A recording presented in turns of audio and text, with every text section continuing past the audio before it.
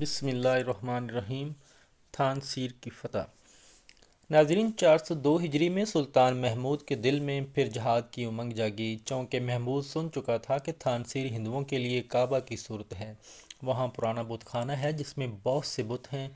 اور بڑے بت کا نام جگ سوم ہے۔ اس بڑے بت کی بابت ہندوؤں کا اعتقاد ہے کہ اس بت کا وجود دنیا کے قائم ہونے کے ساتھ ہی ہوا تھا،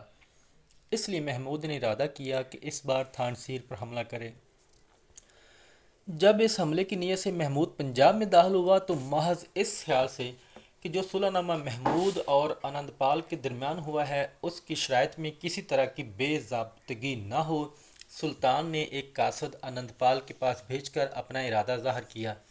اور کہلا بھیجا کہ اب کی بار ہمارا ارادہ تھانسیر پر حملہ کرنے کا ہے، اور چونکہ پنجاب سے تھانسیر تک راستے کو تمام رکاوٹوں سے پاک کرنا ہے،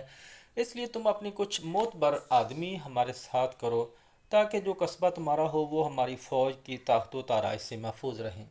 آنند پال نے اس حکم کی تعمیل کو اپنی بقائے دولت کا سبب سمجھ کر سلطان کی ضیافت اور مہمانداری کے تمام سامان مہیا کروائے، اور اپنی سلطنت کے سوداگروں اور بنیوں کو حکم دیا کہ مال و اسباب، غلہ روغن اور تمام ضروریات زندگی سلطان کے لشکر میں پہنچائیں، اور لشکر کو کسی قسم کی پریشانی نہ ہونے پائے، اور اپنے بھائی کو 2000 سواروں کی سرکردگی میں محمود کی خدمت میں بھیجا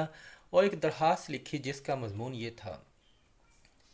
میں ہر طرح کی تعمیل ارشاد کے لیے حاضر ہوں اور آپ کا سچا فرما بردار ہوں، لیکن اس نیاز اور خلوص کی بنا پر جو مجھے سلطان سے حاصل ہے اتنا عرض کرنے کی ضرور جرت کرتا ہوں۔ یہ تھانسیر کا بت خانہ اہل شہر کے لیے بہت بڑی عبادت گاہ ہے، اور اگرچہ آپ کے مذہب میں بت شکنی نیکیوں کے حصول کا ذریعہ ہے اور اپنے گناہوں کا کفارہ ہے، لیکن یہ بات قلعہ نگر کوٹ کی بت شکنی سے آپ کو حاصل ہو چکی ہے۔ تھانسیر کے بت خانے کی بابت میری عرض یہ ہے کہ اگر مناسب خیال فرمائیں تو اس کی تباہی کے بدلے میں کوئی دوسرا علاقہ طلب کر لیں، یہاں کی رعایا کو اپنا سالانہ باج گزار بنا کر اپنے ملک تشریف لے جائیں، تو یہ کم ترین بھی اپنی التجا کے قبول فرمانے کی شکریہ میں ہر سال 50 ہاتھی اور دوسرے بیش قیمت تحفے سلطانی خدمت میں بھیجا کرے گا۔ سلطان محمود نے جواب دیا کہ ہم مسلمانوں کا عقیدہ ہے کہ مذہب اسلام کو رواج دینے اور غیر مسلموں کے بت خانوں کو مسمار کرنے میں جتنی کوشش کریں گے آخرت میں اتنا ہی ہمیں ثواب ہوگا۔ جب ہماری نیت یہی ہے کہ ہم بت پرستی کی رسم کو تمام ہندوستان سے ختم کریں تو یہ ممکن نہیں کہ ہم تھانسیر جیسے بت پرستی کے مرکز کو چھوڑ دیں اور اس کی فتح کا ارادہ چھوڑ دیں۔ جب یہ خبر راجہ دلی نے سنی تو وہ بھی اپنی پوری طاقت سے مسلمانوں سے مقابلے کے لیے تیار ہوا، اور ہندوستان کے ہر گوشے میں جلد سے جلد یہ خبر پھیلائی کہ محمود غزنوی بے شمار لشکر ساتھ لے کر میری مملکت کے مشہور معبد تھانسیر پر حملہ کرنے نکل چکا ہے۔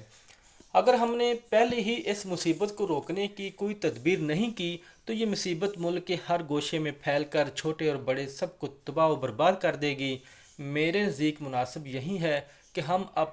اپنی سب اجتماعی قوت صرف کر کے اس آنے والی مصیبت سے بچ سکتے ہیں، لیکن قبل اس کے کہ ہندوؤں کا لشکر ایک جگہ جمع ہو محمود تھانسیر پہنچ گیا۔ شہر کو خالی دیکھ کر مسلمانوں نے دل کھول کر غارت گری کی۔ محمود نے تمام بت توڑ ڈالے اور بڑے بت جگ سون کو غزنی بھیج دیا، اور حکم دیا کہ یہ بت اشارہ عام پر رکھ دیا جائے تاکہ چلنے والوں کے پیروں کے نیچے بالکل پامال ہو جائے۔ مورخ قندھاری کی روایت کے مطابق تھانسیر کے ایک بت خانہ سے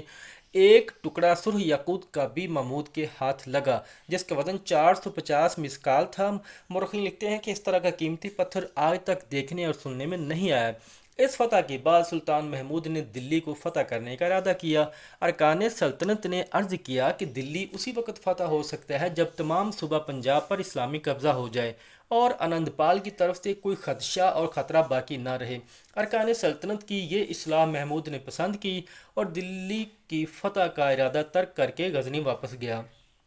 اور تقریباً 2 لاکھ لونڈی اور غلام اپنی ہمراہ لے گیا۔ مورخین لکھتے ہیں کہ اس سال غزنی میں اتنی ہندوستانی صورتیں نظر آتی تھیں کہ غزنی ہندوستان ہی کا ایک شہر لگتا تھا۔ سلطانی لشکر کے ہر رکن کے پاس کئی کئی لونڈیاں اور غلام تھے۔ شکریہ۔ یا اللہ مسلمانوں کی حفاظت فرما، آمین۔